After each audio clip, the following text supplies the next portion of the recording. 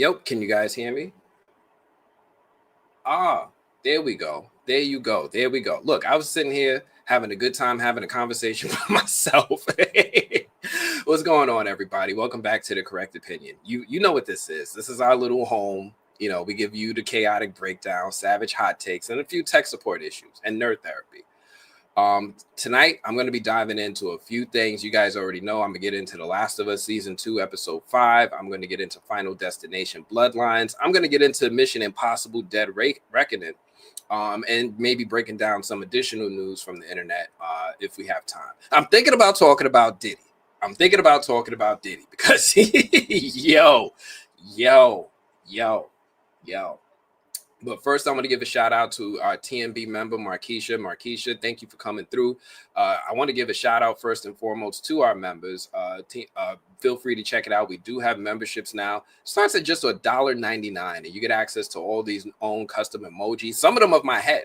You get access to your own custom emojis of my head. So feel free to make sure that you explore the emojis, Markeisha. You get extra access to that. Drop them into the chat. I have one that's actually a from talisman. We have a from talisman emoji exclusive to the members. Go ahead and check that out. Who else we got up in here? We got Michael Lamont calling me out. Yeah, thank you for letting me know. Nobody else told me. I should have known. I really should have known. Who else we got up in here? We got Satemo McGee. Satemo, thank you for coming through. Appreciate you. Satemo, have I seen you around here before? Do me a favor. If I haven't, do me a favor. Let me know where you're checking in from, because, you know, I may not be able to hear your voice, but if you let me know where you're from, maybe it's a place that I visited. Maybe it's a place that I know. We can always connect in that way if we have that recognition of where each other is at. But yeah, thank you for coming through, Satemo. That music with, yeah, I keep it pimping. Nah, I'm gonna switch it up though. So every once in a while, I bring this intro up for the right case, but I'm gonna switch it up sometimes. I got some more hits and music to drop on you. Markeisha, appreciate you. I see you dropping your smileys in the chat. There you go. Appreciate it. Again, tonight we're going to be diving into The Last of Us Season 2, Episode 5, because, wow, this episode was so good. I got to talk about the other thing I had fun with this week, Final Destination Bloodlines, and your boy got to see Mission Impossible Dead Reckoning. And I'm going to be breaking it all down for you. Plus, if time permits, I'll talk about Diddy, because Diddy is, there's so much going on. But do me a favor, smash that like button early if you love movies, TV, and reckless opinions. Hit subscribe if you haven't already, and drop in the chat where you're watching from, because I see y'all coming in from everywhere lately. All right, so let's get it. Let me go ahead and start off with our Last of Us. What happened here?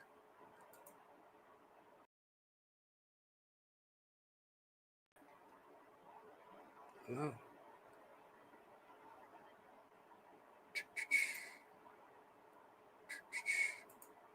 There we go. Much better. I think you all can see the screen. I think we can all see everything. I want to go into this episode. If you're just now checking in, Satama, where you checking in from? Detroit. Oh, I ain't never been to Detroit. Nah, I ain't never been to Detroit. I've been to Chicago, but everybody in Chicago told me don't go to Detroit. Don't go there. But let me know what's going on in your hood. What's going on in Detroit? Is it like everybody says it is on TV? Because I don't want to just trust TV. I want to trust what people who actually live there tell me. What is it like, and what is Detroit's dish? Because I'm already going back and forth with these Chicago people about pizza and who got the best one. I don't know if Detroit can enter the chat, but let me know, what is Detroit's dish and what y'all be getting down to down there. Let's see what else we got up in here. Yeah, let's get into it. So if you're just now checking in, what's up? Thank you for checking us out. Welcome back to the post-apocalyptic therapy session that we call The Last of Us. Today, I'm going to be diving into Season 2, Episode 5, and trust me, this one is filthy, fungal, and it's full of emotional trauma. Spoiler warning. If you're not caught up And if you're still here, you already know what it is. All right, spoiler warning. So let's get into it. Now this week's episode kicks off at the hospital, right? At the hospital. Hanrahan's out here. She's just nodding and silent, like she's auditioning for mime school. No words, no words, just vibes. We see that the entrance to the basement is barricaded shut. It turns out that Hanrahan got a lot going on in this place. So Hanrahan, if you guys don't remember, she is one of the leaders of the WLF, and she, as one of the main leaders alongside with Isaac, has her lieutenants. Now, one of her WLF lieutenants, I think her name was Park, right? I think that's what it says on her shirt. I'm hoping that's her name. I don't know, but I'm going to call her Park for now. She gives a really, really terrifying recount of how she lost members of her team while on patrol. And yo, I got to tell you, this scene is dense. This scene is really dense, right? Because the explanation is slow, it's painful, and it's going over how the threat in the apocalypse is increasing. It's not bad enough that the infected walk around the way that we see them. It's not bad enough that some of them are evolving and are stalking the survivors. But we learned that this shit is really hitting the fan because now the infection is airborne.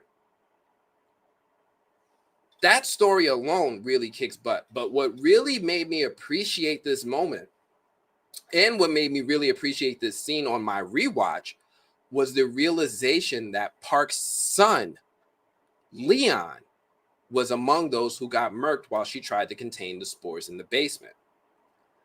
Like, wow.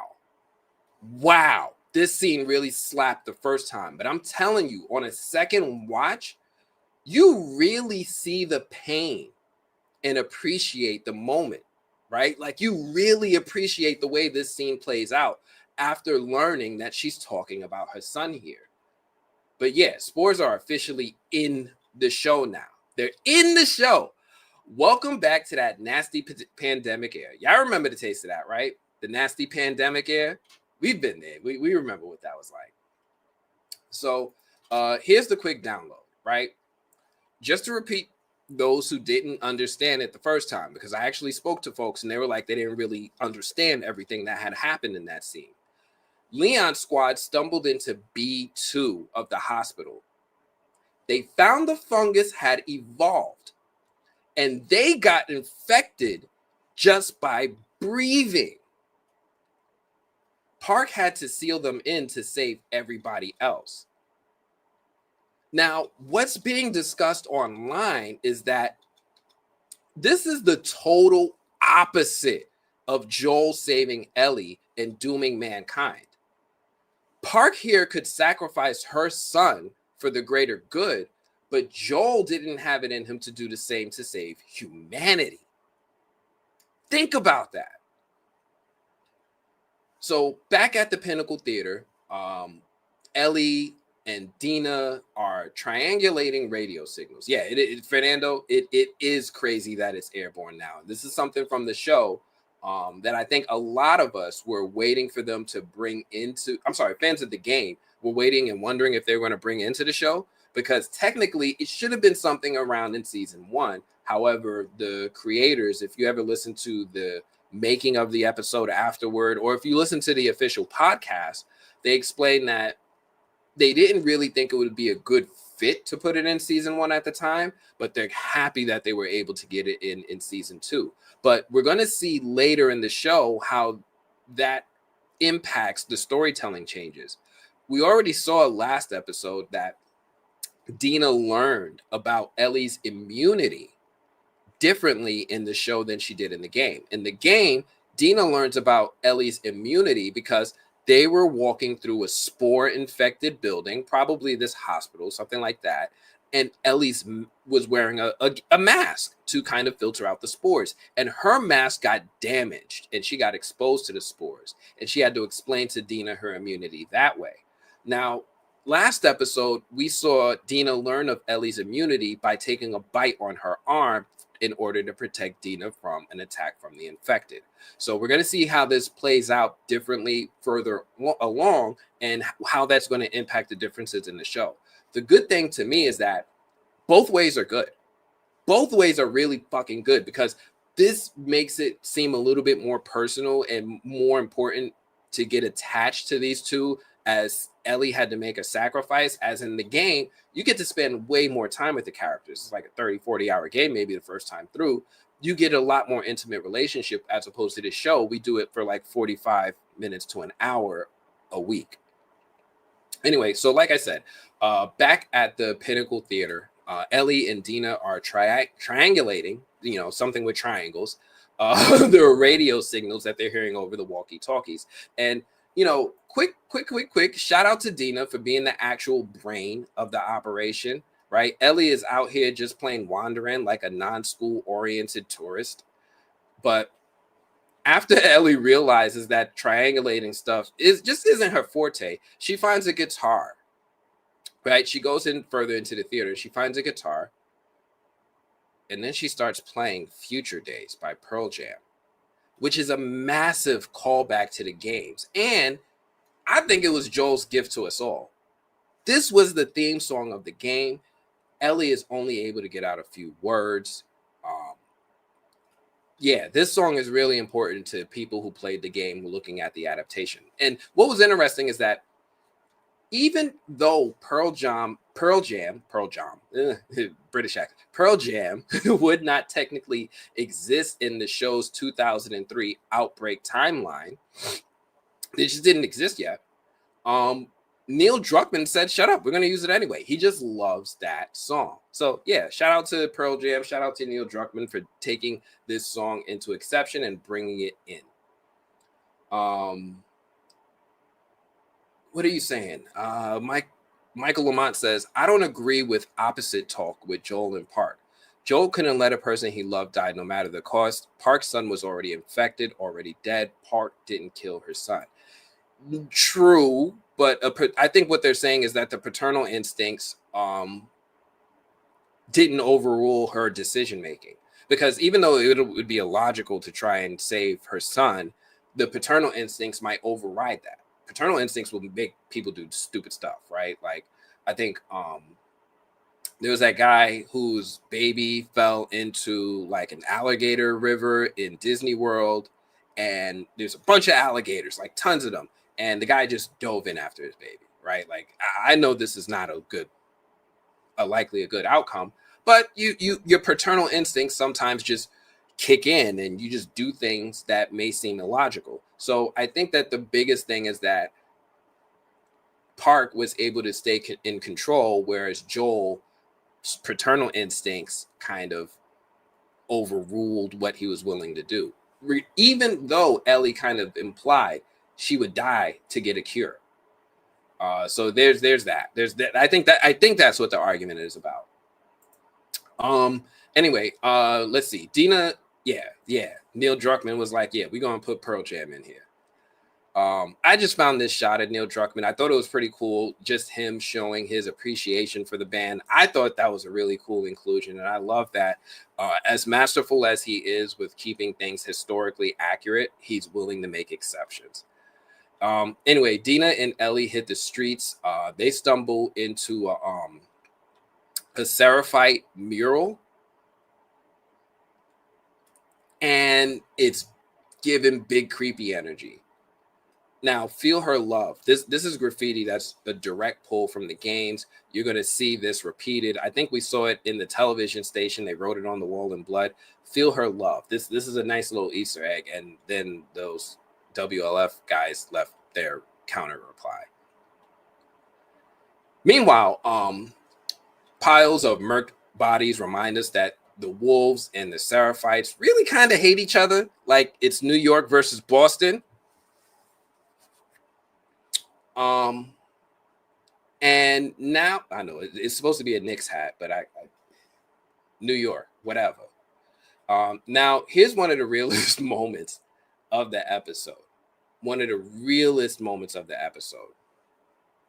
On their way through this horror show known as Seattle, Dina drops her backstory. She shares how her story went maybe a little predictably for Ellie.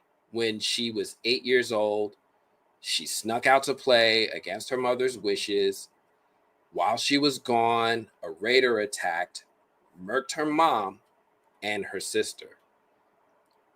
And when she came up, she picked up the family's only pew-pew and murked the guy herself. 8 years old. 10 Toes Dina tells Ellie flat out, if someone made me watch that happen,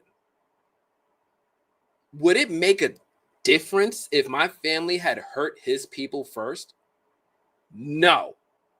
And had he gotten away, I promise you, I would have hunted him down forever. And I feel this. I feel this 100%. No, I feel this 1,000%. For those of you who have been rocking with me for a while, you already know, look, I lost a parent. I'm telling you right now, I feel her 1,000%, right? Because I think people need to understand the rage that people are keeping at bay when they lose a parent. It's not easy. We see it in the news, right? People spaz out in the courtroom when they see their family's murderer alive, walking around while their loved ones are gone. I get it. She even says, I don't care if we started it. I'd murk them too. 10 Toes Dina never folds, yo. 10 Toes Dina never folds. This speech punches you right in the chest. But it also perfectly frames the show's biggest question. Who's really the villain when everyone's got blood on their hands? Anyway, Dina had spotted a gap in wolf patrols, so, naturally, they came up with what we, the audience, know was the dumbest plan ever, right? Hey, let's sneak into the abandoned, haunted factory, like on some Scooby-Doo tip. Let's just sneak in to the abandoned, haunted factory, because what's the worst that can happen? Answer: everything. Everything. Turns out the place is crawling with those stalkers, right? Those smart infected. They hide, they hunt in packs, they make creepy baby sounds to lure you in. The horror vibes are immaculate. The horror vibes are on point when these stalkers come up on the scene, because these are trained survivors. Ellie doesn't know any other world. She only knows the world that she's in. She is a trained survivor. And Ellie and Dina, they honestly, when they see one of them, they think they can handle it. 2 seconds later, Ellie and Dina are about 2 seconds from getting absolutely torn to shreds. Absolutely torn to shreds until mother blood pucking Jesse pops up with the save. Straight from Jackson and ready to be the disappointed dad that these ladies probably kind of need right now. How? We don't know yet. But we still sure are as glad as hell that Ellie didn't get eaten. Now, this scene right here reeks of unspoken awkwardness. Jesse and Ellie were already kind of weird around each other, right? The energy around them was just a little weird. But now that Ellie is effing Jesse's baby mama, and he don't know it yet? Yo, this is Jerry Springer levels of ratchet. If they bring out a paternity test at the theater, I'm shutting the TV off. At this point, all they're missing is a folding chair and somebody yelling, "You are not the father."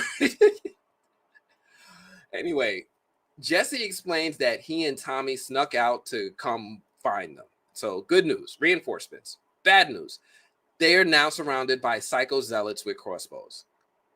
So the trio tried to make it back to the theater, but what had happened was the Seraphites, the Mother Flood Pucking Seraphites, the Scars, them, they're making their whistle sound extra creepy. I mean, these Seraphites are out here whistling like Hunger Games rejects. And you already know if they catch you, it's over.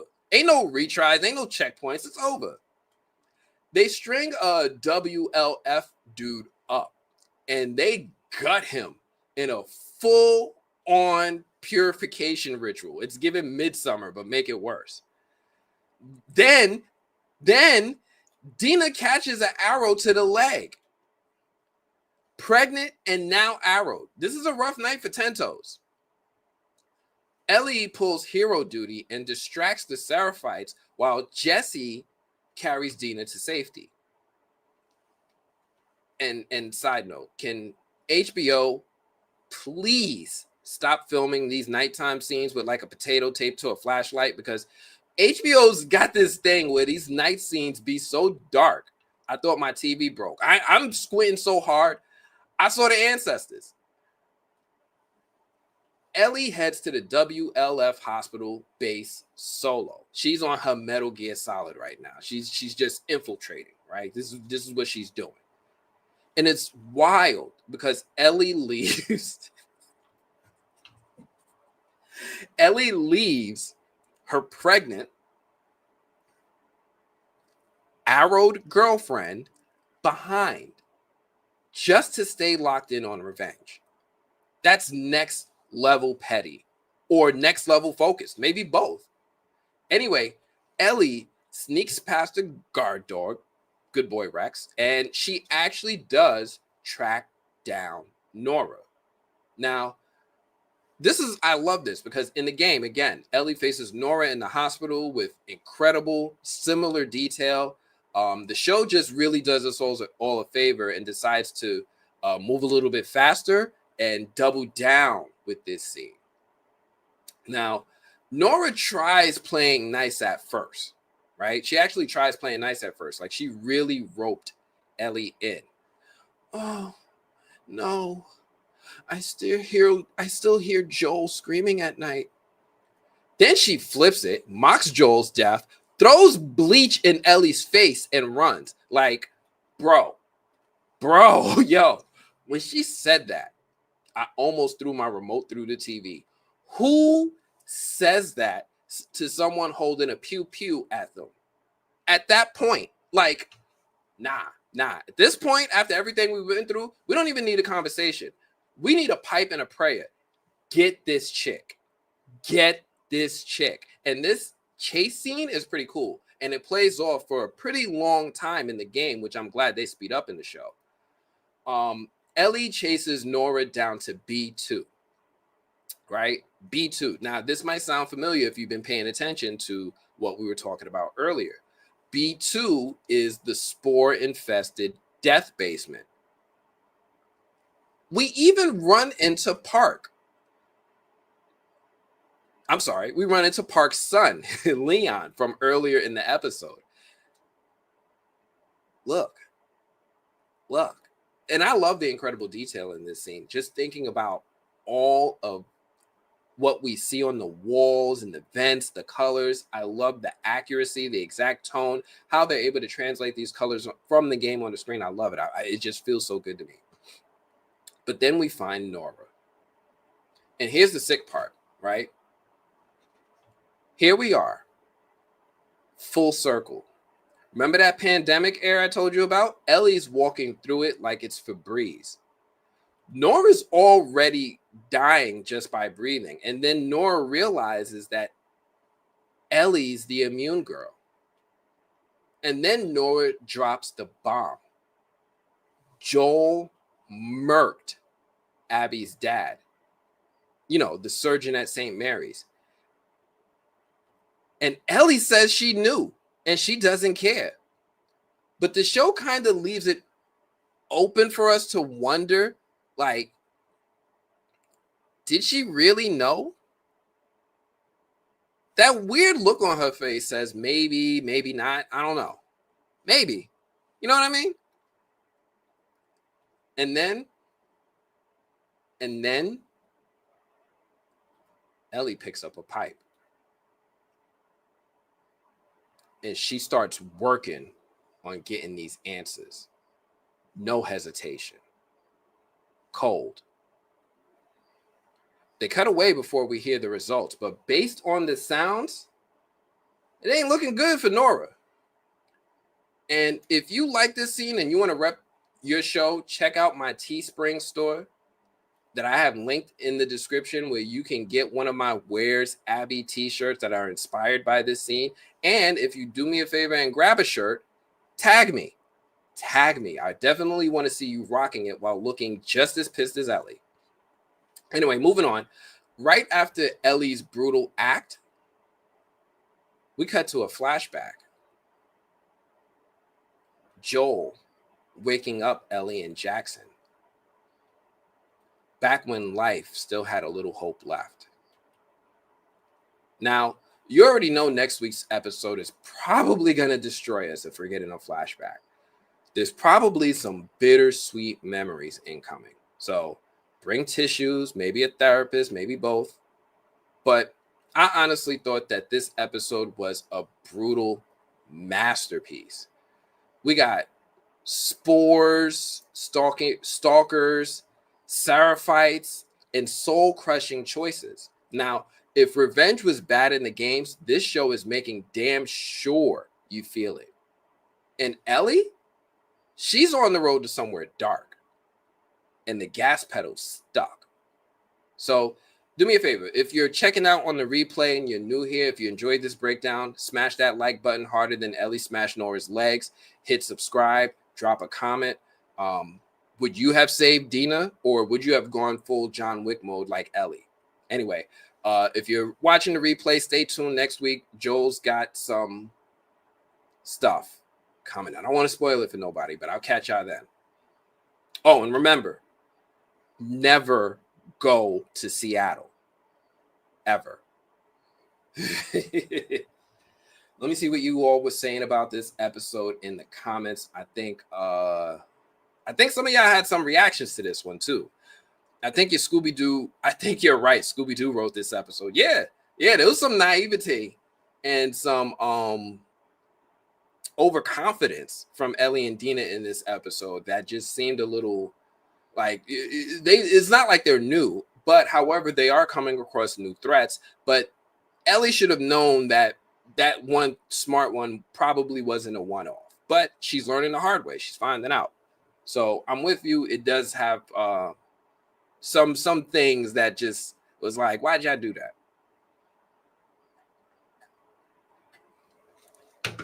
What else we got? Markeisha says this episode was top tier. Ellie came for revenge, and that is what she is going to get. I love it. I'm feeling all this energy. And like I said, I get it. 1,000%. I get it. I don't care if I started this beef. I don't care. This is how I feel now. And you got to deal with my feelings.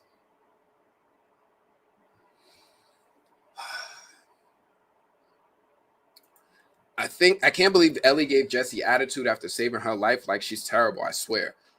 So it took me a while to understand why Ellie got upset too. And I think this is more so a result of Dina's pregnancy and Ellie's own insecurity in protecting Ellie. So if you listen to the making of the episode afterwards, they kind of talk about how Jessie was in this moment a better protector for Dina than Ellie was. And with Ellie taking on a paternal role in the relationship in relation to Dina's pregnancy, she in some way feels like she needs to fill the father role, which in a lot of ways is Jesse. But if Jesse upstages her, it just doesn't look good. So I think this is her insecurities coming out as far as her masculinity and Jesse kind of like having the upper hand in this circumstance. So I think that's where that came from. In the apocalypse, where do you get your nose piercing done? The same way you do before the apocalypse, in the alleyway. Nora didn't deserve to die. The only mission should be Abby. That's it. Get Abby and go home. Ellie is going after innocent people now. No. There's nothing innocent about Nora. Nora, you got to remember, Nora, when Ellie tried to save Joel, first thing that happened was, what's his name, like punched her in the stomach or kicked her in the stomach. And then Nora held her down. Now, they could have taken her into another room. They could have tied her up. Heck, they could have just turned her head the other way if there was some real sympathy there. But I think they understood that there's a strong relationship there between Ellie and Joel. And they wanted, and Nora, in some sense, made her watch. She made her watch. She held her down right there and made her watch. You are complicit. Y'all all in the room. And not only y'all all in the room, you're preventing me from stopping it. You're guilty too. You're not innocent. Everybody in the room is on my list. Everybody. Nah, man. She got to go. 10 Toes Dina would agree. Who else we got? John Wick. Yeah. Everybody who hurt my dog got to go. Straight up. Not in a lot of ways. Very Jesse. Jesse is the father. So Jesse just doesn't know he's the father yet. So these aren't paternal instincts that are kicking up for him yet. Once he finds out, I think those instincts will kick in. However, he's just more so happy that he was able to save his friends and his friend and ex-girlfriend. Deep down, I think Ellie already knew what Joel did for her. So that one I want to find out as well. Did Ellie know? Because it could be the case, especially because of the way that the creators are talking about it and the way they just set it up with Dina in this episode, where they gave Ellie a path of validation by having Dina say her story about her first Merc and how she agreed with the way Ellie was approaching it. No matter what, I would do it too. I don't even care if we started it. I would do it too. And that's how Ellie feels, and that's how Ellie Dina feels. But let me know what y'all think y'all would have done. Would y'all have gone after Nora in that circumstance? Because in that moment when Ellie got away from the Seraphites, she could have circled back to try to meet up with Dina and Jesse at the theater. But instead, she decided to move forward and head to the hospital where she knew Nora was. She had a choice. So I'm curious what you think you would have done in that circumstance, who you think was right in that moment. And what do you think Ellie knew? What are you saying, Fernando? If it's true that Ellie knew that Joel drew first blood, then she didn't have a just cause anymore. She's no better than anyone else. Exactly. And that's what makes the story so good, because we're learning. Because you got to remember, sometimes I think we forget, like, we romanticize Joel, right? Because Joel was the hero and the antagonist, and he was saving little girls in our wolf and cub story. Joel was a terrible person. There were people looking for Joel before Ellie even met Joel. Whenever he would go into new areas, he would wonder which group of people that is that's after him, because there were several. And let's not forget, Joel tortured someone in season 1 in order to find Ellie's location when she got kidnapped. Remember when Ellie was being held by that dude in the cage and he had to find Ellie and he was torturing people to get her back? Joel's got some blood on his hands. He's not a good person. He didn't. So, yeah, we love Joel. We do. Neither of them were good people. They were all bad people. Out of everyone, I would say the most innocent person here potentially was Abby's father. If he's a medical doctor, if he's a scientist, if he's somebody who's altruistic. We don't know. However, the most innocent seeming person at this time is Abby's father, because he's the only one we haven't seen with a weapon in his hand. We'll see. What else we got? I do have a couple more things. I did want to talk about Final Destination, but I want to see if you guys have anything else to say. Otherwise, I'm going to start pulling up my clip so we can talk about this Final Destination movie. Now, I'm going to warn y'all. I'm going to talk about this movie. I'm not going to spoil things. I'm going to try to keep it spoiler free.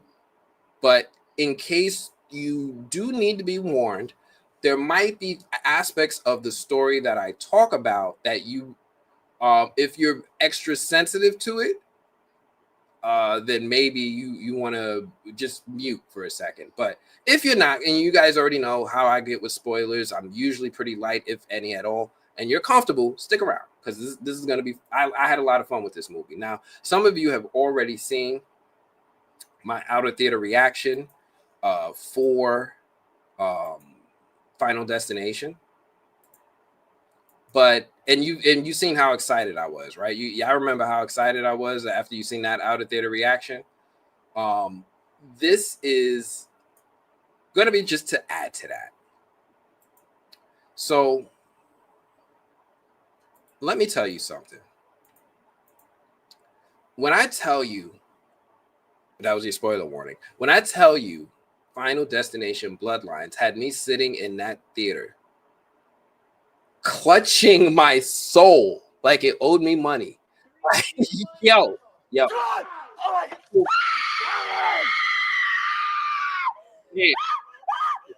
Anxiety and a body count. We're back. We are back. Final Destination is back, and it brought all the smoke with it. Now, this is before we jump headfirst into Glorious Death Trap. This is, again, your spoiler warning. I'm talking spoiler-ish ahead. If you haven't seen Final Destination Bloodlines yet, or if you're curious about spoilers, hit pause, go experience the madness, then come back here so we can laugh, cry, and clutch our pearls together. You're being warned. Okay? There we go. All right, let's get into it. Ready. So here's the deal, right? We follow Stefani, right? We follow Stefani, who we see right here. Well, not her. There she is. And she's played by Caitlin Santawana, who's having violent recurring nightmares, right? Real messy, real traumatic. And in true Final Destination fashion, if you dream it, you die it. That's how it goes. She heads home looking for answers from her grandma Iris, who, spoiler alert, clearly knows a thing or two about beating death at its own game, or at least delaying the inevitable. And from the very first scene, we ain't easing into nothing. No, we ain't easing into nothing in this movie. When I say within 5 seconds of the movie starting, jump scares. This movie throws you off a glass bottom dance floor into a full-on death rodeo. This is like a free-for-all into anxiety. So the movie starts off, it gives us a flashback to the 1950s, back when America was selling dreams and death was just waiting behind the blueprint. There's this grand open of a building in Seattle. It's what's that? Like that big tall tower thing, the Skyview Tower, something like that. They turn that into a full horror show before the ribbon even gets cut. It's just starting to get really bad, like a bad TikTok trend. And they had the nerve to set us up in this moment. He's going to drive up there, turn left. In real time. And like, turn right, then turn left, and come to a stop here. I'm not going to spoil, and the gate will open. But I'm going to give you a warning. If construction finishes early in a building, just go ahead and assume that the ghost did it and stay out. Oh my God. Okay, just assume the ghost did it. There's no reason construction ever finishes ahead of schedule. Stay out of the building. Like, yeah, let's party on top of death itself. This is genius. Anyway, shout out to the filmmakers, because for once, and I can't stress this enough, for once, a black person did not die first. We are moving up, people. Slow clap for progress. Slow clap for progress. And let's talk about anxiety levels, because, again, mine, opening scene, already at a 6. Already at a 6. By the barbecue scene, 8. We're at an 8. By the hospital scene, forget it. Full-blown 10 out of 10. Like, hyperventilating 10 out of 10. Now, underneath all the glorious death traps, the movie actually gives you some juicy family drama. Stephanie reconnects with her grandma. She uncovers a whole mess of family secrets. She realizes the Grim Reaper got beef with their bloodline. Grandma Iris has built herself a Mad Max fortress of rusted metal, just trying to keep death away. And for a second, I thought, girl, you're going to die of tetanus before death even shows up. But nah, everything ties back into that original survival and the curse that followed. And then we get the mom drama too. I'm talking clapbacks flying harder than death traps. This is fun. And listen, if you've come to see a Final Destination movie for creative deaths, oh, you're going to eat. You're going to eat. You're going to eat. If you're coming into this movie for creative deaths, you're going to eat. This movie's kills are top tier. I'm not going to say...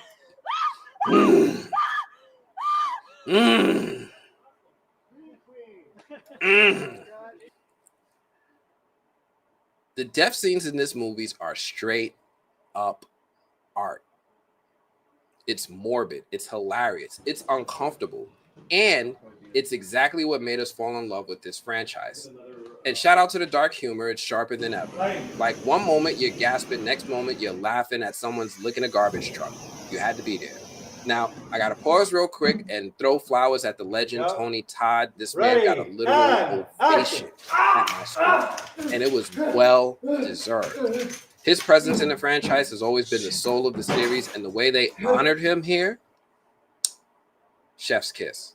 Perfect. Now, of course, it wouldn't be Final Destination without a Hail Mary plan to cheat death, except, look, people are starting to run around thinking they can outsmart inevitability. Spoiler, death's batting average stays at 1,000, and then you think you could finally breathe, there, and then turn left, boom. And anyway, turn right, then turn left, look, the theater gasped in my movie screening. Like, we just saw the Red Wedding in real life. Like, they gasped. Anyway, Final Destination Bloodlines is everything I wanted. Oh my and God. It's funny, it's gory, it's creative, it's relentless, and it's genuinely felt like the franchise got its groove back. And best believe, I'm never stepping foot in Seattle. Ever. Never go to Seattle or buy a piano or drive behind a log truck. Matter of fact, I'm about to start living like I'm in a bubble. Thank you, Death. But if you love anxiety, trauma, and death with a side of dark comedy, Final Destination Bloodline is your ticket. I'm giving it somewhere between a 7 and an 8 out of 10. Honestly, on a good day, maybe a 9. This movie killed it, literally and figuratively. Any of you who got to see it, let me know what you all think in the comments. Otherwise, come back. Let's see what you guys are all saying.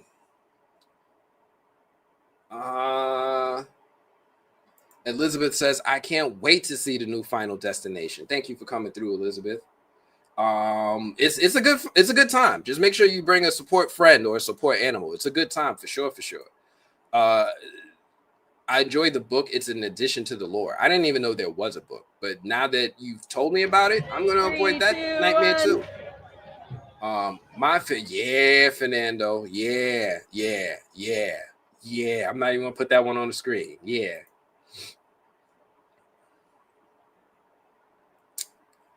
Yes, it is a family affair. It is something that makes it a little bit more impactful. I'm 100% with you.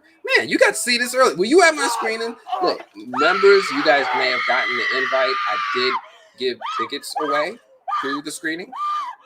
I did. I gave tickets away to the screening, so you could have came and watched it in the same theater with me. It was a New York City screening. I only had 2 tickets. I gave it to members only. And then when members didn't, and then I opened it up to the public later. So keep an eye out if you're on the members for my postings. I'm going to be giving away tickets. I'm going to be giving away Fandango coupons, some $5 Fandango coupons, and some more things. You guys are going to get access to it first, and then we'll open it up to everyone else. But yeah, Final Destination was a vibe, yo. Final Destination was a whole vibe. I really enjoyed this movie a lot more than I thought I would, especially considering all the other stuff that I was watching that week. So yeah, definitely a vibe.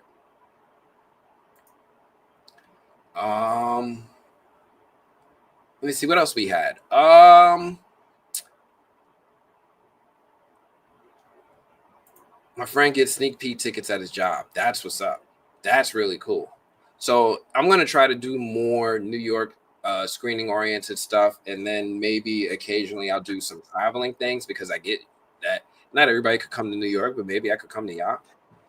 So yeah, I will keep I will keep things open to see if maybe I can invite you all to come hang out with me and watch some screenings more often. How did I get there?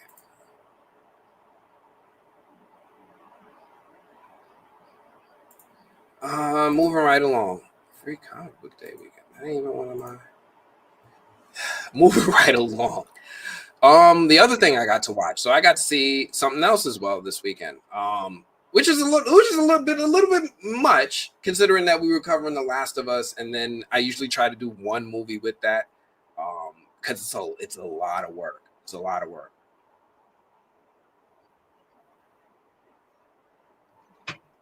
Shout out to everybody who reads my features on themovieblog.com.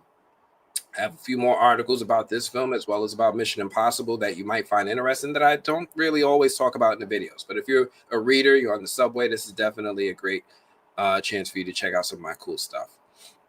Now, moving right along, I did want to talk about Mission Impossible. So, did I forget to stop this?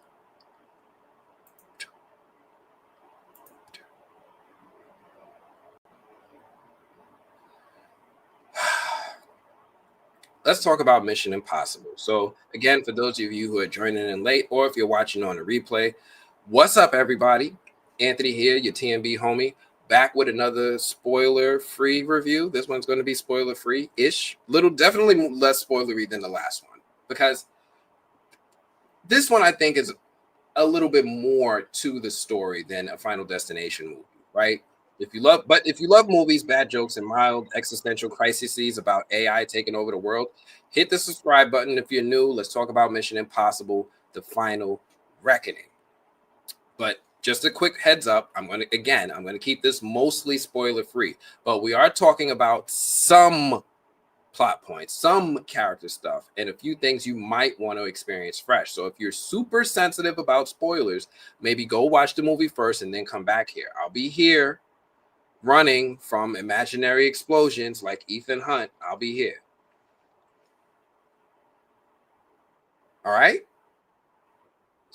So first off, this movie isn't just another sequel. This is supposed to be the culmination. This is like the end game of the Mission Impossible franchise, except instead of magic rocks and talking raccoons, it's Ethan Hunt running like his rent's due and the world's ending at the same time.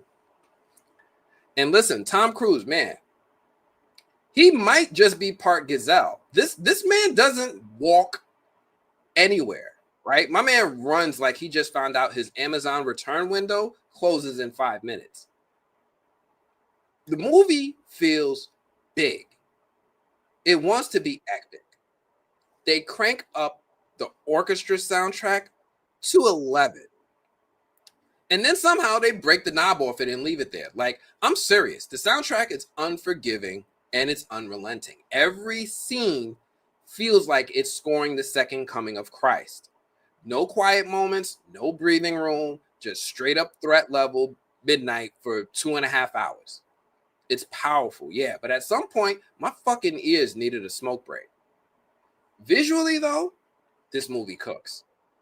This movie cooks. From the crowded streets of London to the frozen beauty of the Arctic Ocean, every location feels like a spy thriller travel vlog. Honestly, at one point, I actually forgot the stakes were save the world from a rogue AI and just started Googling cheap flights to Norway. Like, it's that pretty. The stunts, come on. Come on. Come on. You already know my boy Tom don't fuck around, man. He got these stunt doubles out here putting in overtime. The fight scenes, frantic, chaotic, anxiety-inducing in the best way possible. There's this scene in the submarine. There's this scene in a submarine. And no lie, it had me thinking about some of my favorite scenes from Christopher Nolan's Inception. But like, underwater. Like, imagine Christopher Nolan teamed up with James Cameron and they just threw up and made a film with that scene. It's wild.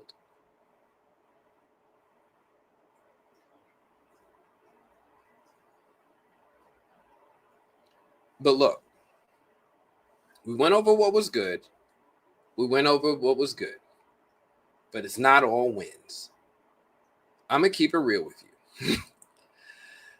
This movie is also cheesy. Sometimes it's downright corny with the dialogue. And not like charming corny. More like, did we accidentally walk into a straight-to-video movie cheesy? There are so many moments where the movie is being so dramatic about saving the world that I felt like I was watching a soap opera, but everybody's dangerous and dodging bullets. One thing that made me laugh way harder than it probably should have, everybody and their mama keeps sending Ethan on missions. Like, bro can't even eat lunch without somebody sliding a mission across the table. Like, just one more, buddy. At one point, I have expected an Uber Eats delivery person to pop up and whisper, "Your mission, should you choose to accept it," like while handing him his lunch. Oh,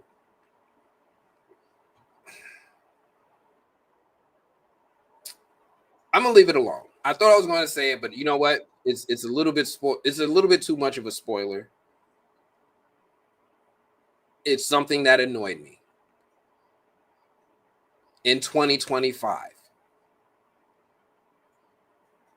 Like, even the AI villain was like, "That's a little on the nose, bro. You really did that?" And somehow they do some other weird things with the characters. Things shift really quickly.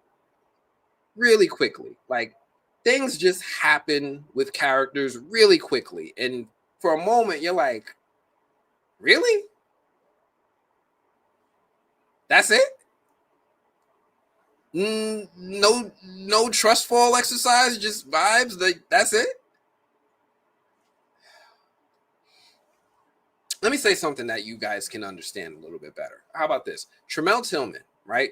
Tremel Tillman, shout out to Severance fans, right? He shows up.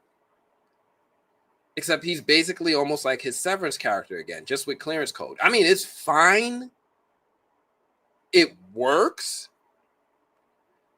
It's, just funny how when he opened his mouth and I instantly wanted to file some macro data reports. Angela Bassett pops up too. And look, she does everything that she can with what she's given. Problem is, the script has her reacting more than acting. She is presidential, but it's hard to show out when the whole movie is basically screaming world ending every 4 seconds like a car alarm. So, not to sound overly negative, let me give you my final thoughts. The first act is rocky. Some cheesy dialogue, some heavy-handed drama, kind of clunky plot setups, but the second and third acts, they deliver. They deliver. The fights, the stunts, the globetrotting vibes. The final submarine sequence, that's worth the ticket alone. Would I rank this as my favorite Mission Impossible? No. Honestly, I like the last one more. The Dead Reckoning, part 1, but the final Reckoning still delivers where it counts. Thrills, spills, Tom Cruise possibly tearing both hamstrings at 60 years old to save humanity. If you're a fan of the franchise, you're going to have a good time. You're going to have a good time. Just prepare yourself for the melodrama. And maybe bring some earplugs for that full Dolby surround beatdown. Anyway, that's my review. I would say if you had a choice, check it out in IMAX. Let me know in the comments if you're planning to see it or if you're waiting for the inevitable Director's Cut Extended Super Final Reckoning Edition. If you're new here, smash that like button, sub if you haven't already, and I'll catch you with my next review with more movie madness. Let me see what you all are saying about this in the comments.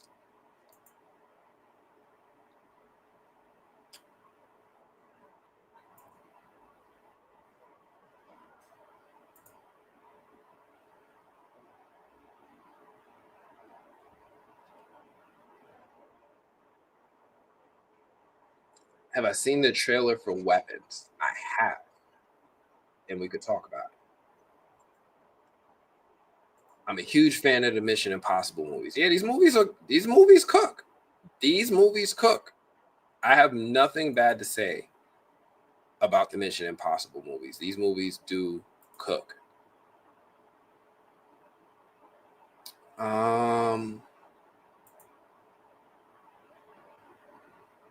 Inception Underwater. What? I can't wait to see this movie. My friend didn't get sneak peek tickets to this. See it in IMAX. See it in IMAX. If you can. Dolby is good too if you're able to get one of the digital projection theaters. I almost never go to like a regular movie theater. If I get the choice, I always go to like a Dolby or an IMAX. I have my preference. But if you can, yeah. Angela Bassett was fire in Mission Impossible Fallout. She was. She's fire in so many things. Shout out to Angela Bassett. Love her. Yes, torn hamstrings. My man runs everywhere. There's just, I think even in my little B-roll footage, you just see him running for whatever reason. I know it's been years and it's too late, but they had a whole thing about that. I think they offered it to her, but I don't know. It just didn't work out. But yeah, that is my Mission Impossible review. Now I had some other stuff to talk about. Let me go through my highlights real quick. I was curious about whether or not I wanted to talk about the Diddy trial. The Diddy trial has been something that's been on my mind. I'm gonna probably save it for a little bit later, but I did see the Diddy trial.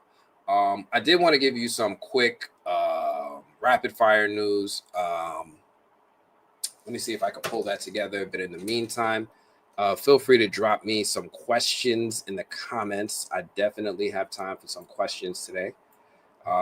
And this is just me, not at all stalling for time while I bring up the tabs that I should have brought up a long time ago. That's not what I'm doing at all. At all. I would never do that. It don't even sound like something I would do. So this is a fun little piece of news that I saw earlier today. Well, was it today or did I see this yesterday?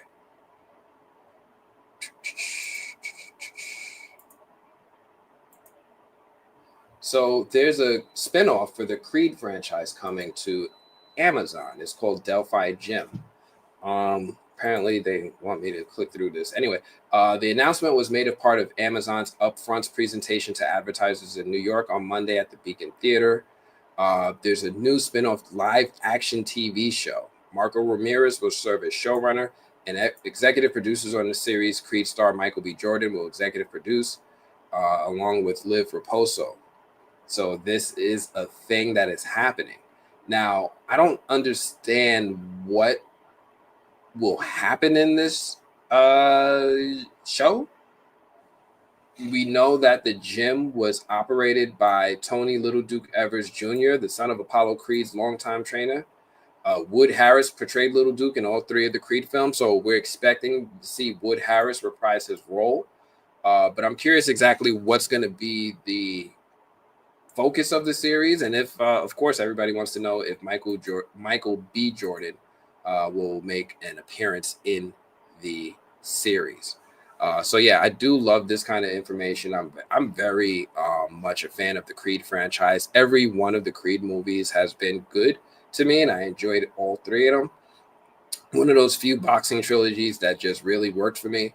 I even started to read the little prequel comic I think they released with I think that the prequel comic they released about Creed's daughter taking on boxing. So that's a little fun fact if you haven't already seen that. That is something that happened. The other thing I did see that I found interesting.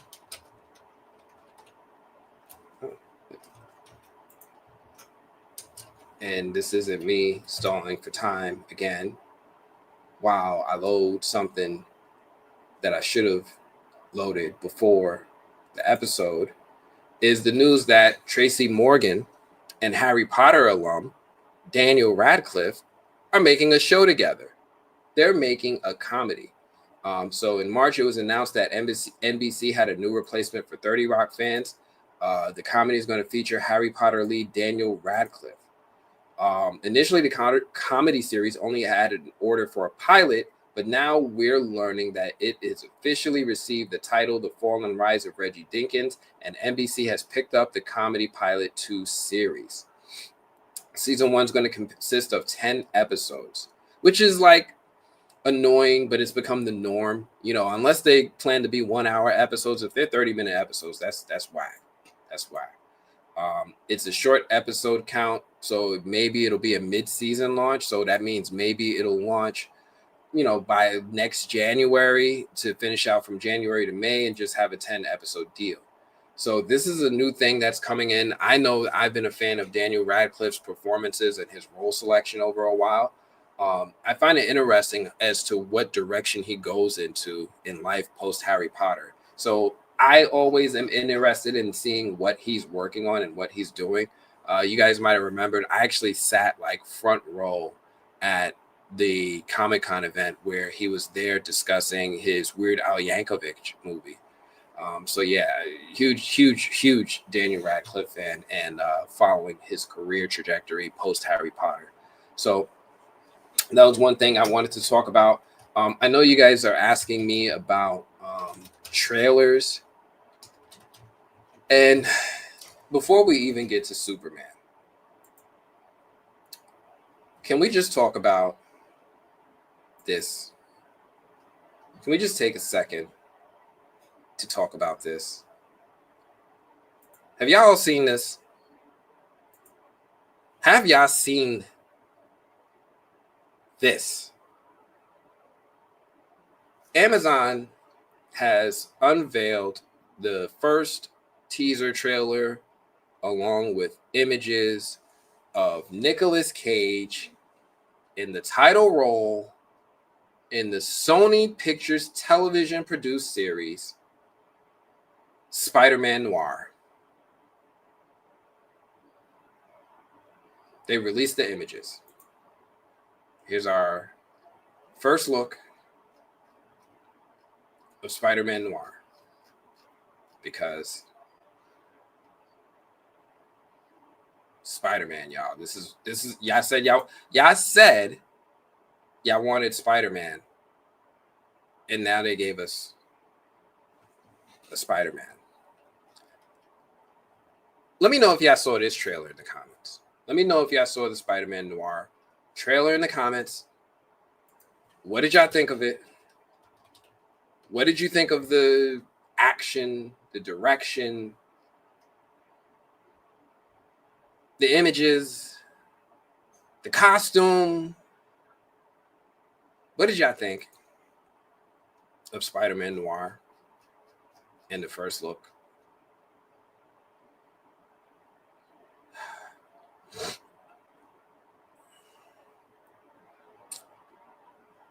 what movie am I going to see next? What movie am I going to see next? This was a busy week. Like, I don't like seeing two movies at the same time. So, I don't know. I got invited to do. You guys might not know this, but I also cover Bollywood films. So I've been getting asked to do more Bollywood coverage. There's a film called Taish that is coming out that they are looking for coverage on. Um, there's there's this thing going on with Malcolm D. Lee where he has a book coming out about the Best Man series. So I might do that. I got invited to the screening for Life of Chuck, which is the movie starring Tom Hiddleston, where he plays this dude Charles Krantz. So that one I've been hovering, but let me see, what is my next movie screening? Do I have another screening on the calendar? I have one for the Karate Kid Legends. That's at the end of the month. I'm supposed to be seeing that, but I'll be honest. I'm kind of in a lull right now. There's a few things that I'm circling around. Sometimes I get invites like the week of. Sometimes I don't.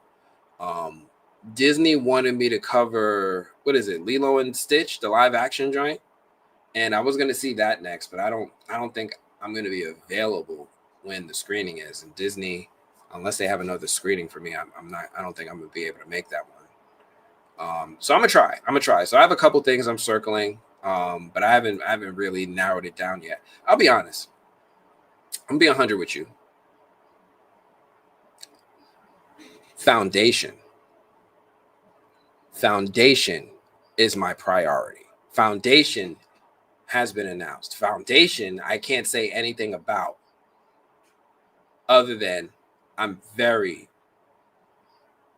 excited about Foundation. I can't say anything, but I'm excited about Foundation. Awesome that Cage is playing a Spider-Man character. So, hear me out. Nicolas Cage is a huge comic book fan, humongous comic book fan. And I love that he has this impulsivity to be in the comic book space, playing all sorts of characters. He wanted to play Superman, and he appeared in The Flash. He was Spider-Man Noir. He was Ghost Rider. He just loves comic books and is willing to do these types of movies. I don't know how I feel about a live action Spider-Man Noir. And from what I saw in the trailer, Noir doesn't seem like a genre that is where I want to be in indulging in. Like, there's nothing wrong with it, but I don't know if it's just it's for me, right? I don't know if it suits my taste, so to speak. Shout out to anybody who likes noir. I'm not knocking you if you like noir storytelling. I'm just not sure that it's for me. So I'm curious to see how this all pans out. But yeah, I think it's awesome that Cage is championing this stuff as well. So I'm curious to see how it comes out. Have I seen the Superman trailer yet? And what are your thoughts? So, yes, I have. And my initial reaction is I liked it. I liked it a lot. I liked it a lot more than the teaser trailer. I think what I saw gave me a lot of positive sentiment towards the direction of the DCU. I think this introduction has a lot of potential to generate interest in the broader DCU universe. And I think that overall, as far as presenting aspects of the Superman character, I think it did a really good job. I think the interesting thing was when they had that moment. Let me just pull up at least a Superman image, right, to be on point with this. I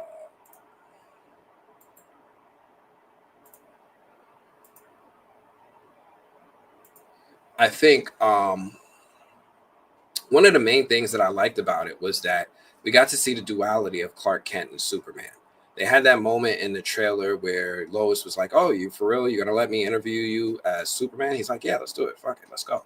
And she's like, "All right, cool." And she's like, "I don't know if Smallville knows what he's getting into." And I love that relationship that they have. What I also really love is the switch. The code switch is insane.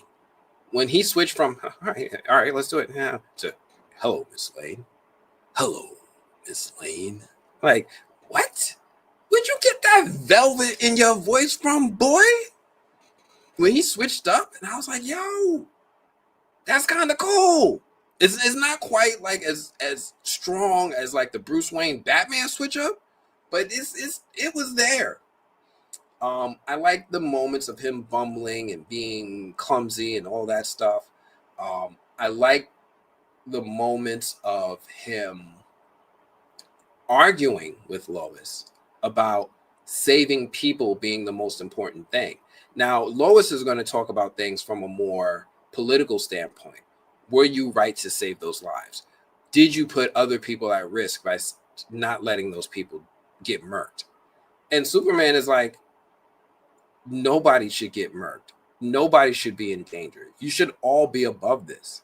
And he gets frustrated with her from thinking it's such a narrow perspective. I love that he's so altruistic that the law, he's saying the law is wrong. The law is wrong. And I like that he's at odds with the law in that way. There are some things I have concern about because so far we're seeing a very vulnerable Superman. And I don't think we've seen a Superman this vulnerable in a while. Like, even when Superman was fighting Doomsday, it didn't really seem like he got all that hurt until he got murked, right? It was like, oh, he got punched, but he don't look hurt. He looked like Henry Cavill. My man looks like he's chiseled, right? So with this David Cornsweet, James Gunn iteration of Superman, we're seeing a much more vulnerable Superman. I didn't know how to feel about it when he was in the Yamcha pose in the first trailer and he had blood come, like he's coughing up blood. And then we also see him here looking like he got handled again. So I'm on the fence about how I feel about his vulnerability. But everything between him and Lois looks great. Nicholas Hoult at Lex Luthor, I'm trying to let grow on me. I want to see what type of Lex Luthor he gives us. My favorite will always be the animated series. I think that was Clancy Brown. Always my favorite Lex Luthor. Close second, maybe somewhere between the Gene Hackman and the one from Lois and Clark. But yeah, definitely liking a lot of the things. I'm still not thrilled with Guy Gardner. I get it. I'm not in love with it. I'm still concerned about if it's a mirror villain type of setup, because I think that I don't like the mirror villain overuse in films. But so far, I will say that I have very positive feelings about this Superman trailer overall. So yeah, that's how I feel about the Superman trailer so far.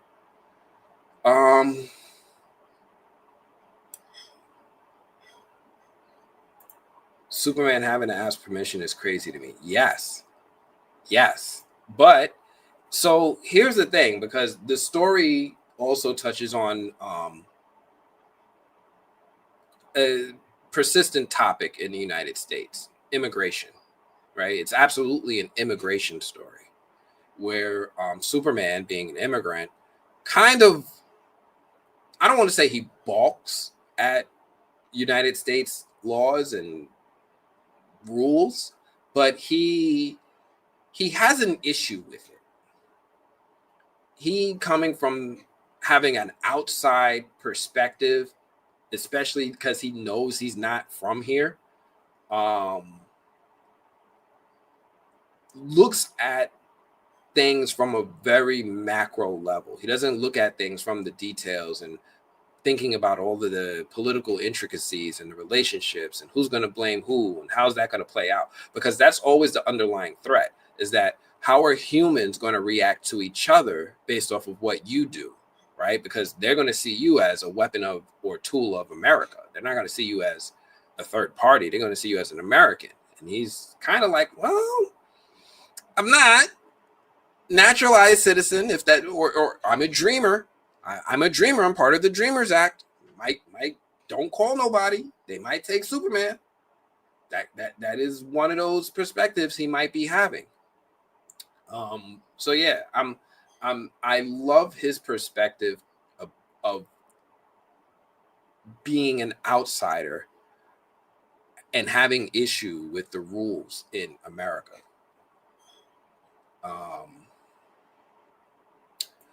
Am I concerned about that James Gunn's humor can get out of hand like in Guardians of the Galaxy 2? I don't remember Guardians of the Galaxy 2, and that says a lot. Not that I don't remember it at all. I remember the broad strokes, but I will say Guardians of the Galaxy 2 wasn't the most memorable of the three films, or didn't have the most memorable moments out of the three films to me. 1 and 3 had way more memorable moments.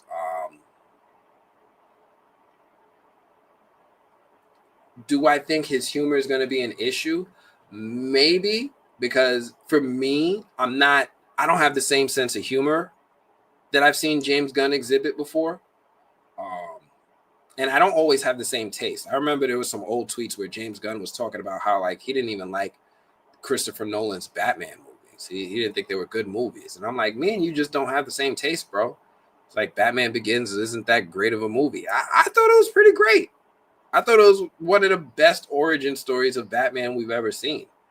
But to each his own. So I am a little concerned that I won't like the taste, but I do understand that there are people who love James Gunn's humor who's like, I want to see a Guardians of the Galaxy joint where they air guitar and flip their hands and Kevin Bacon and they do all that. Fine. Have your fun. I'm not peeing on your fire. Enjoy yourselves. Everybody's entitled to like the things they like. You don't have to like the same things as me. I don't have to like the same things as you. Enjoy your movie, bro. But it just might not be something that's my taste. That's how I feel about it. The engineer looks amazing. Ultraman, I don't know about. Mr. Terrific is questionable. Hawk Girl, Isabella, she's cooking. Green Lantern, Guy Gardner, Metamorpho, yes.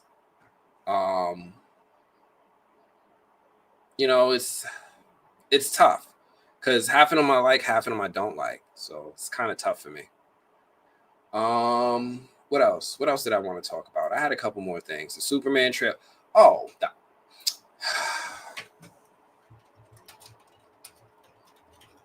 okay.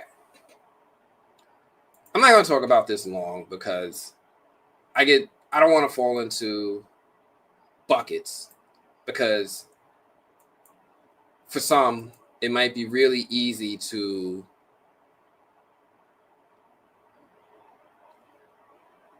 take what I say and use it in a way differently than I intend.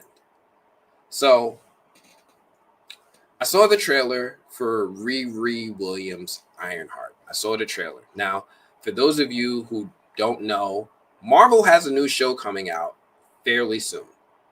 And it has built up a reputation around it because this show starring Dominique, what's her name? Dominique Thornton? Dominique Williams? No, Dominique, shoot, I should know this. Dominique, who plays Riri Williams. Now I'm going to mess up. Dominique Thorne. I did have it right. Dominique Thorne. I think I said Thornton. Dominique Thorne, who plays Riri Williams. She was introduced in Black Panther Wakanda Forever. And she's got a Disney Plus series coming out as a spinoff from that movie. Now, this series was filmed, I think, in like 2021, maybe 2022. It's been a while. It was filmed. They say that this may be one of those things that was created under the Chapek regime of Disney. Marvel has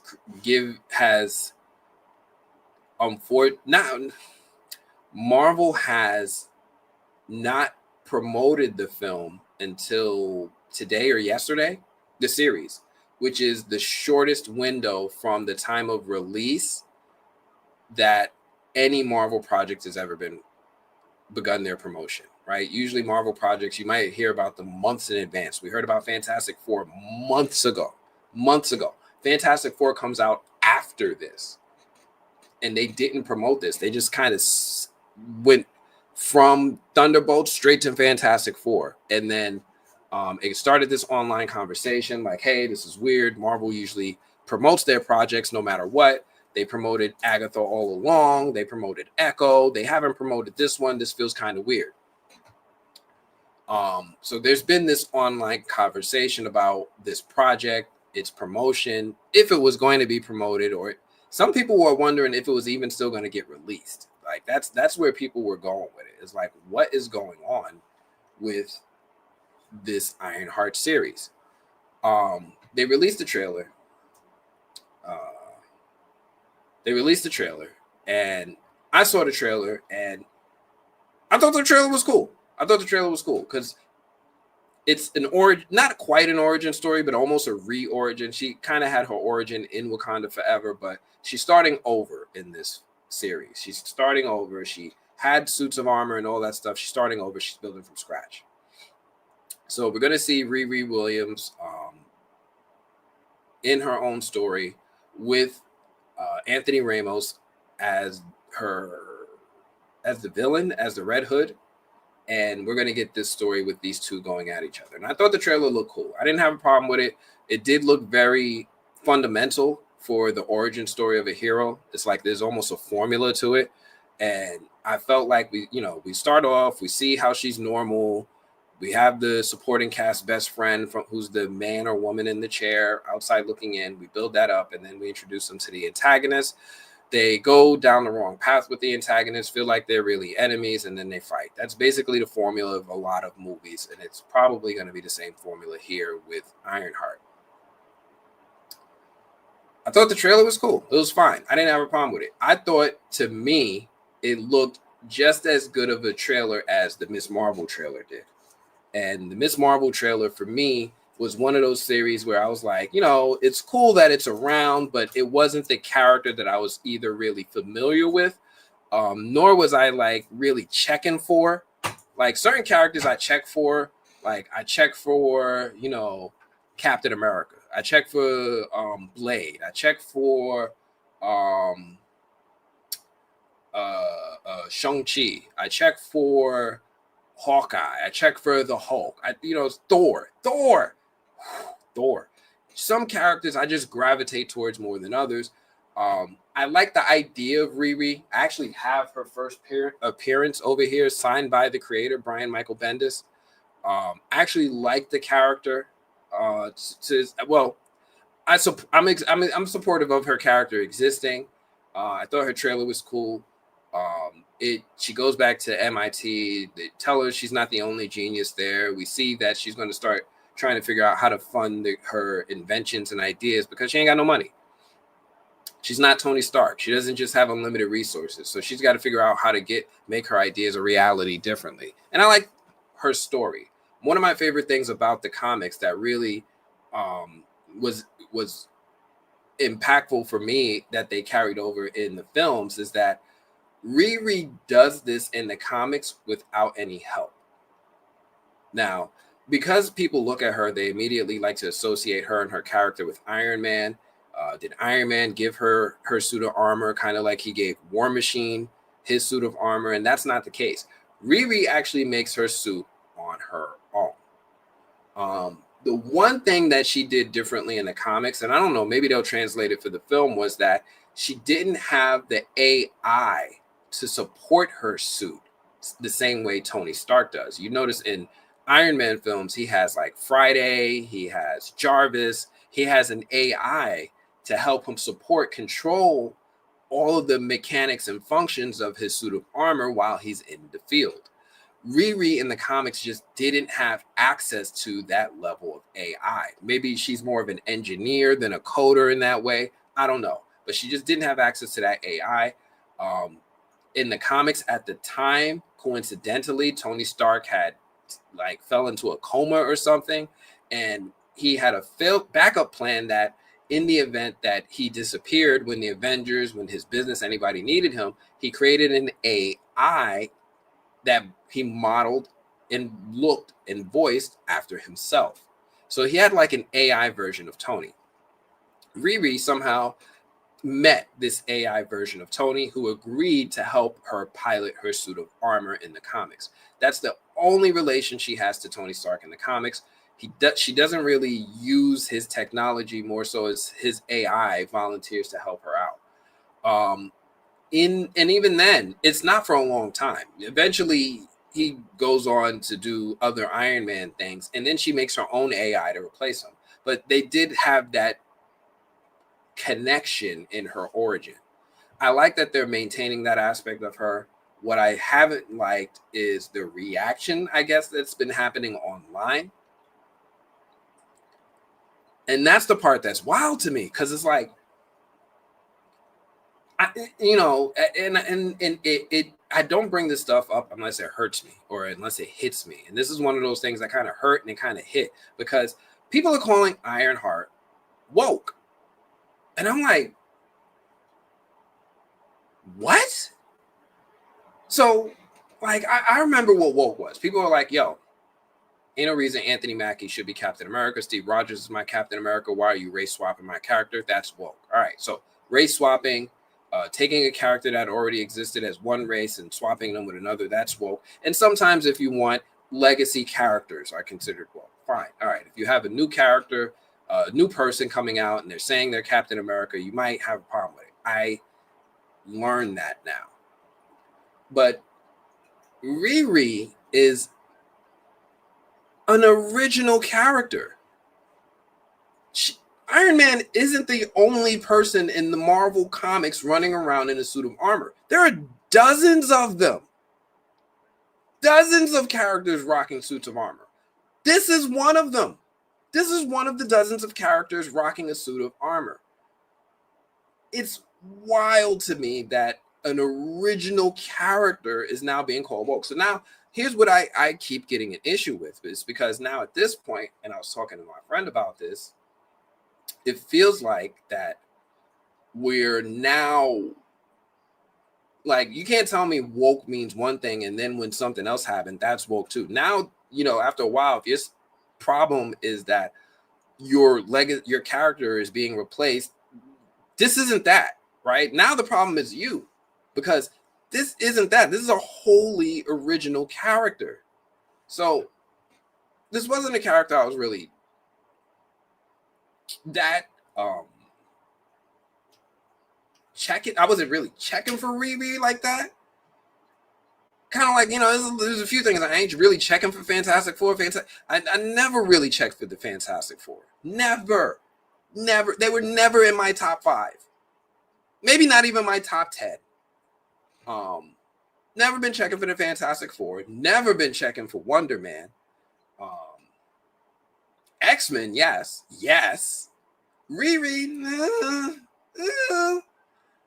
I had a lot of hype for the character because she was created by the same person who created Miles Morales. And he was like, yo, I made Miles Morales, this dude, Brian Michael Bendis. Now, which is wild to me if you ever see Brian Michael Bendis, because you're going to be like, he made Miles Morales? Yeah, he made Miles Morales. This is Brian Michael Bendis, creator of Miles Morales. So he created Miles Morales for his own personal reasons, because he has a family of mixed race. He's got some children that he has that are black. And he felt that he noticed their reactions to characters in screen. He noticed other children's reactions that weren't Black to characters on screen. And he was like, you know what? I've got influence. I've got a platform. He was one of the hottest writers at Marvel. He created that whole Scarlet Witch, No More Mutants, all that. That's Brian Michael Bendis. Miles Morales, that's Brian Michael Bendis. Daredevil's, some of Daredevil's best stories, this man cooked a lot of the stories. Him and Jonathan Hickman are the blueprints. He had the platform and he was sitting there and he's like, yo, I want to make characters for my kids to look at them and they kind of can gravitate towards them a little bit differently. So this dude, Brian Michael Bendis, made Riri Williams. He made Miles Morales for his children because of his platform, because of his influence, and with that specific mission. I'm not making this up. You can look up his interviews. He'll tell you why he made these characters. So he made Riri Williams, and I was like, he literally intentionally made her so that it was in a wholly original character, and it somehow just ended up going the way that it did. It's wild to me. What are you guys saying? Hopefully this series is good. I'm hearing Marvel doesn't have a lot of faith in it. Marvel might not have a lot of faith in it. But my issue is that I'm exposed to a lot of stuff. I'm exposed to a whole lot of stuff. And what I remember was there are other projects that Marvel didn't have a whole lot of confidence in that they promoted. They weren't confident in Agatha all along. They promoted it.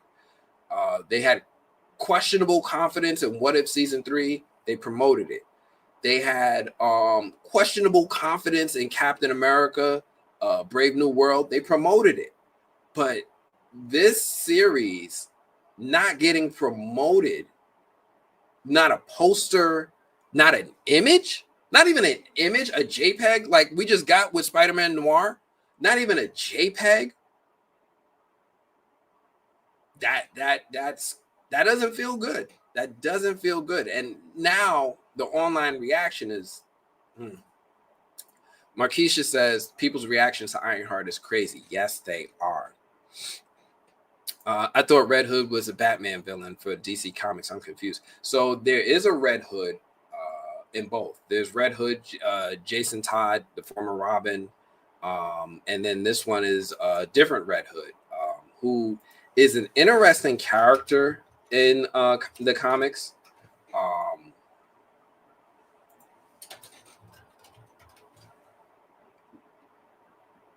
Or is he just Hood? He might just be Hood. I think it's Red Hood, but I am here. Let me show you. I've been curious about this character. I've read about his character. He was a villain, I think, in the New Avengers. What's interesting about him is that he is going to give Riri the antagonist that I think Tony Stark deserved. He has access to magical powers in the comics, and I'm curious if they carry that over into the show. I always felt like I wanted to see Tony Stark take on a magical foe like the Mandarin. The Mandarin, his classic villain, I was like, that is his Red Skull to Captain America. The Mandarin, the 10 rings, the magic, all that stuff. I really was like, yo, I want to see this technology clash with magic in the way that I've grown to appreciate in the comics. I think Riri is going to have that bout, but I feel like it's going to be a displaced face-off, similar to the face-off between Shuri and Namor in Black Panther Wakanda Forever. I didn't want to see Shuri fight Namor. I wanted to see T'Challa fight Namor. Riri versus the Red Hood is like a lower tiered version of Iron Man versus the Mandarin. So I think that's what we might be getting in this show, in this series with this character. We'll see. I know in the it's just the Hood. My bad. I've been calling him Red Hood. The Hood. He's got a red hood. I'm sorry, y'all. But I love that in the comics, he goes through some wild stuff. One time in the comics, he gets his hands on the Infinity Stones. Yeah, the Hood gets his hands on the Infinity Stones.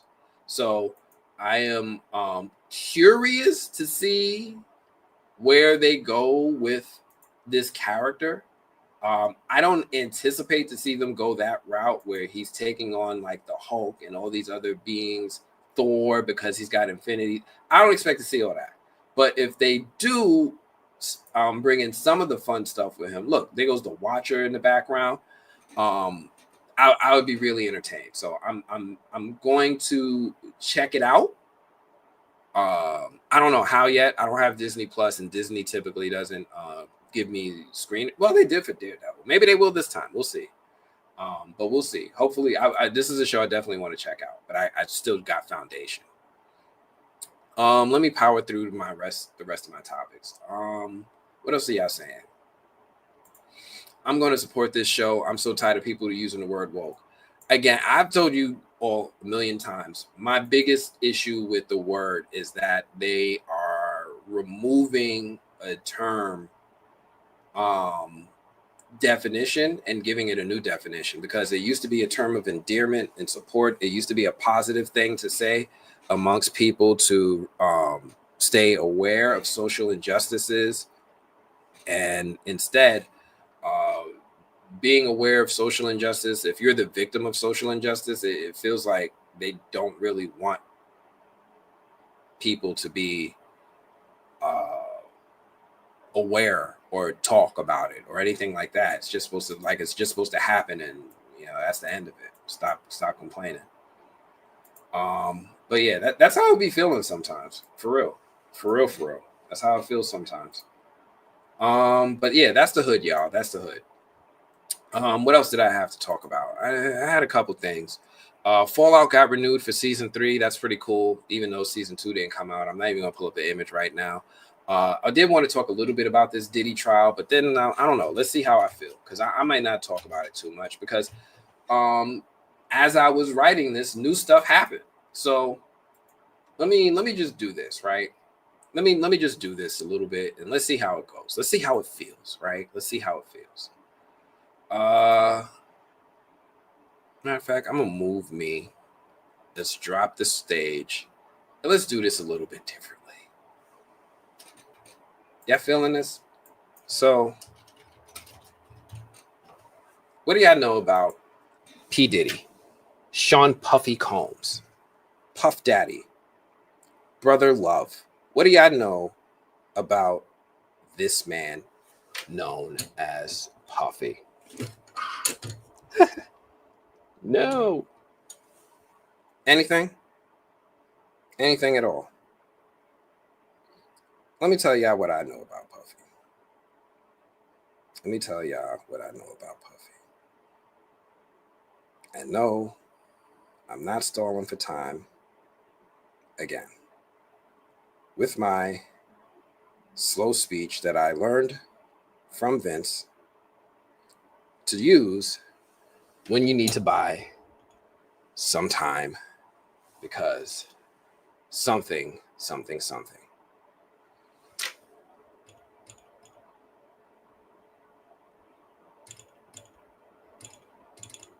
I know, my notes.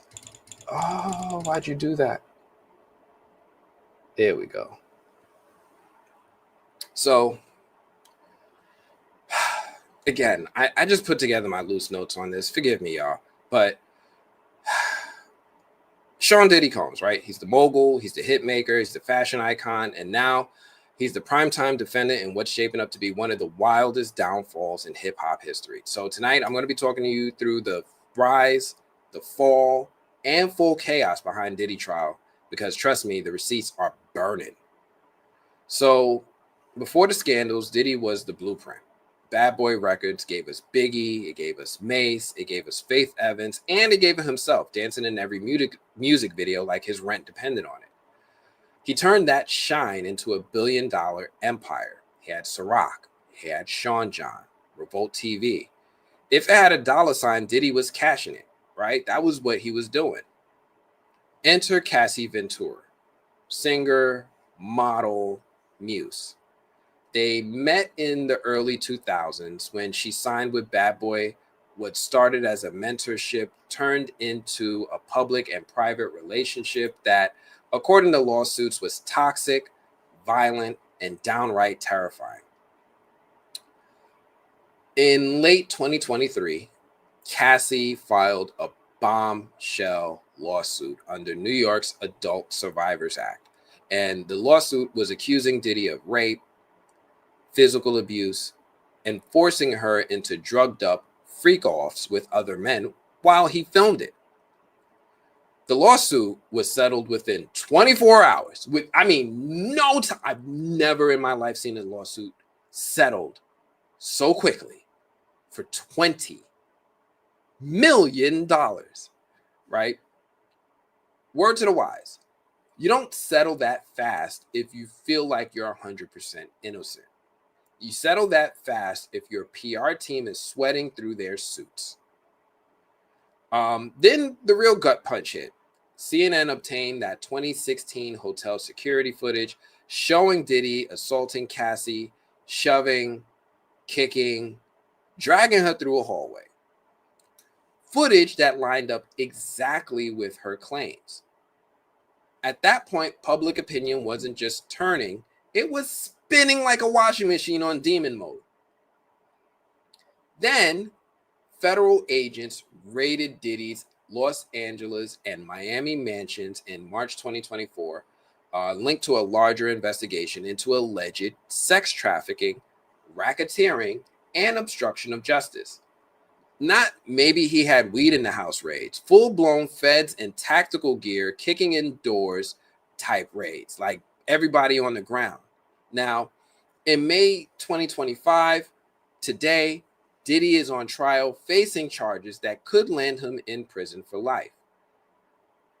Cassie is a central witness, and she's describing years of abuse that even includes bribes, threats, and orchestrated blackmail setups.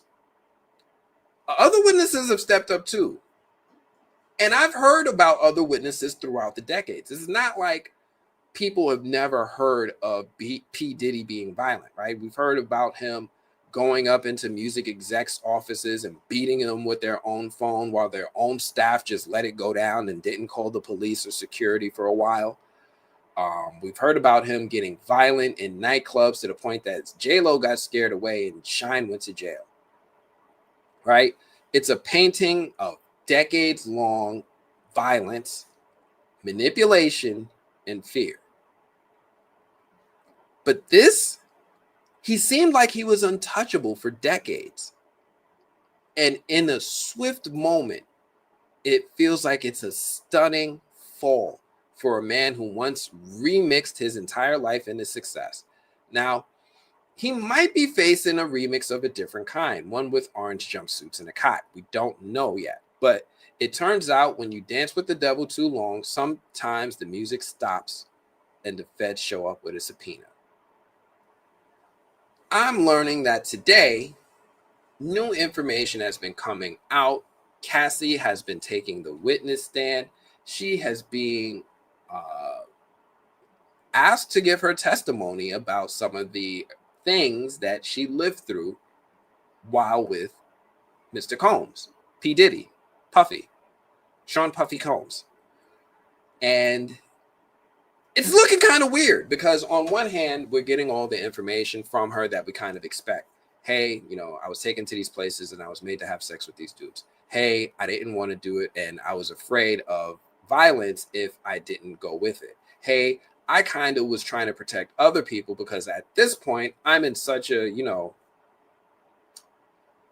state where I feel like if I do anything, it's going to have a negative repercussion, that I just do it. But Puffy's lawyers came prepared. Puffy's lawyers are showing up to the courthouse with text messages talking about Cassie saying, I can't wait for the freak off. I'm in love with this. I'm in love with you. Love, love, love, love, love, love, love, love, love. This is great. I'm with it. I'm with it. I'm with it. Which is interesting to me because a lot of people are jumping to the conclusion that as of right now, it seems like Puffy's defense is doing a fantastic job, because the burden of proof is now on his accusers to say, hey, prove to me that I'm sex trafficking. Sex trafficking is I'm taking this woman across state lines against her will to engage in sexual acts. But I have text messages that show she is complicit in all of these things. Now, things get more compelling because that might be the case. Maybe. I have no idea. I don't know Cassie as a woman. I don't know what she was with. She could be 100% telling the truth because Puffy is just potentially a really bad person. Or she could have been, or Puffy could have been telling the truth. And she was like, yo, no, actually, I asked her for permission and she was down. In fact, in some instances, she actually was asking for it to happen. So there's a lot of different ways that we can look at this and draw our conclusions. But here's the thing that interests me, and I haven't heard enough people bring it up. The testimony of the guy who said Puffy flew him in or brought him in to have sexual acts with Cassie. If he's hiring prostitutes and all that stuff, or if he's coordinating the movement of prostitutes across state lines, that might fall within the complaint by the district attorney. That might fall within the complaint of sex trafficking. The other thing is, we've been watching the footage, the CNN footage. You guys have seen the CNN footage, right? It's Diddy, the towel footage, right? Him assaulting Cassie, abusive. People are wondering, how does this tie off to all those other footages and pictures of people we've seen him with over the years, including Justin Bieber and Usher? How does this all connect? The one thing that I think people are forgetting is that, yeah, the defense has something for this, but I want to know what their response is going to be when we see the other footage. Now, we all remember that Diddy's homes got raided and they found hours and hours of footage on his home surveillance and thousands of bottles of baby oil. Where is that footage? Because I can't help but believe that the prosecutors don't have an ace up their sleeve. Like, they had to have been prepared for proving the stuff with Cassie, and they had to have, in my mind, they had to have been prepared to have had additional evidence to bring into this case. Now, this is very, very, very early in this case. The prosecutors and the defense could just still be working on presenting their narrative in the order in which they wanted to present their narrative in order to get the verdict that they want. That's what lawyers do. They don't think short term, they think long term. This is just the early jabs. But we're in for a full on pound for pound 12-round bout. And I'm curious to see how all of this is going to shake out. Let me see what you guys are saying. Have you seen Clown in a Cornfield? Actually, I'm about to publish an interview with the Clown in the Cornfield guy. I didn't conduct the interview. This was actually conducted by my writer on the movie blog, Caillou Pettis. But yeah, we got something. We got something for you. Diddy is a wild man. It's not looking good. It's not looking good. It's not looking good. It's not. He discovered Biggie. He did not discover Biggie. Fat Man Scoop discovered Biggie and brought him to Diddy. So he didn't discover Biggie, but he did sign Biggie. Just a little 90s history for you. Go watch the old Notorious movie with Gravy. Gravy, the rapper Gravy, plays Biggie. It was a really good movie. I like the Notorious movie. Diddy made a lot of money off it. But check out the Notorious movie. You'll see that how Biggie got discovered. Mr. Bad Boy is caught on camera kicking and dragging that poor girl like a punk. He deserves everything he gets. Bleep him. Yeah, Yeah, and that's kind of what it seems like the prosecutors are trying to drive home, is that really this guy should, that they're trying to maybe present the image of him doing one thing in order to get a guilty verdict on the other. That's possible. It's a jury. Who knows what may or may not influence them, but that definitely does give me the vibe of what they're going for. Michael Lamont says, I'll watch the movie in a few years. There will be a movie, and there's plenty of documentaries. TMZ has some of the best documentaries. I've been waiting out for 50's documentary called Did He Do It? Because he hyped it up for a while, and he was like, it's going to come when it comes, and I just need to see it. I think Netflix bought it. I didn't see it yet. I heard that they did Big Papa's mom dirty with money he owed her through Biggie Smalls. Diddy's track.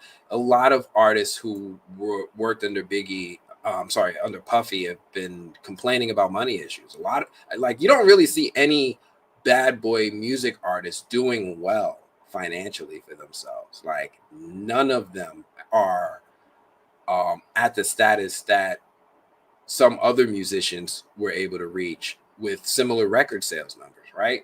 Like, Mace didn't seem as well off as other musicians he outsold. And it goes on and on. There's a lot of musicians. Faith Evans, maybe. Mary J. Blige never signed with him. Rick Ross never signed with him, but he let him manage his career. Nicki Minaj didn't sign with Bad Boy, but yeah, again, Puffy was her manager for a while. So yeah, that was the thing. That was the stuff. Some people who worked under him didn't make no money or signed to Bad Boy Records. Karma is hitting him hard. I guess it looks like it, but it's still very early. He's still a very powerful man, and he still has very influential, compelling lawyers. So we'll see what happens from here. What's Diddy's film going to be called? Did he do it? D-I-D-D-Y. Did he do it? Question mark. But yeah, take that. There you go. There's the name of it. Take that. Bad Boy, baby. And we won't stop, because we can't stop. Yo, the ad-libs used to go crazy. I ain't even front.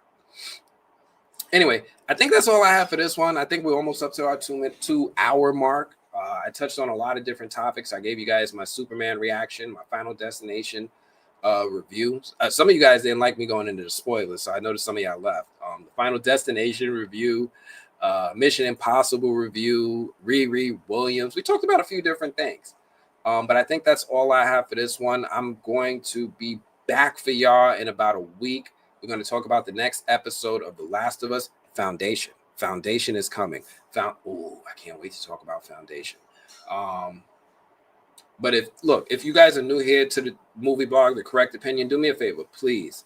It still helps. Please, I'm begging you, please hit that like button on your way in, on your way out. Please hit that like button. If you're new here, please subscribe. Consider joining our memberships. Check out the merch in the store. Go get yourself a Where's Abby t-shirt, because that joint really does look fire.